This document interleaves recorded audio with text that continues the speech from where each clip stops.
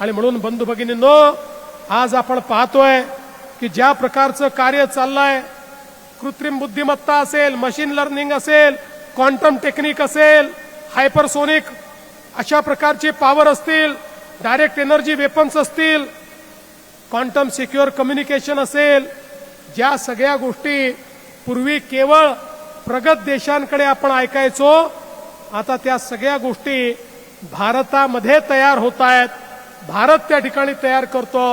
आणि पूर्वी आपल्या ज्या देशाच्या अतिशय चांगल्या अशा सरकारी कंपन्या आहेत, मग हिंदुस्तान एरोनॉटिक्स लिमिटेड असेल, भारत इलेक्ट्रॉनिक्स लिमिटेड असेल, भारत डायनामिक्स असेल, माझगाव डॉक शिप बिल्डर्स असतील, यांच्या माध्यमातनं काम चालायचं.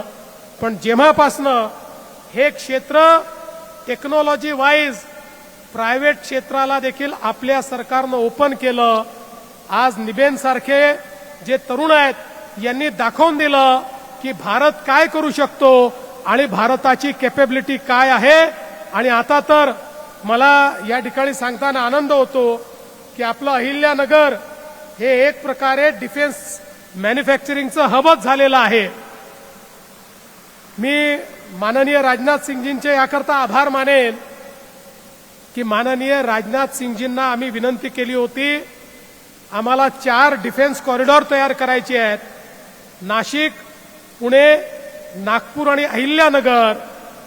राजनाथजींनी तात्काळ त्या संदर्भात आम्हाला होकार दिला आणि त्याची प्रोसेस त्यांनी अंतिम टप्प्यामध्ये नेलेली आहे. आणि लवकरच हे डिफेन्स कॉरिडॉर झाल्यानंतर मला आनंद वाटतो. आजही देशाच्या डिफेन्स मॅन्युफॅक्चरिंगमध्ये महाराष्ट्र नंबर 1 आहे आणि आता तो इतका पुढे जाणार आहे की महाराष्ट्राला कोणी थांबवू शकणार नाही, हा मला या ठिकाणी विश्वास आहे.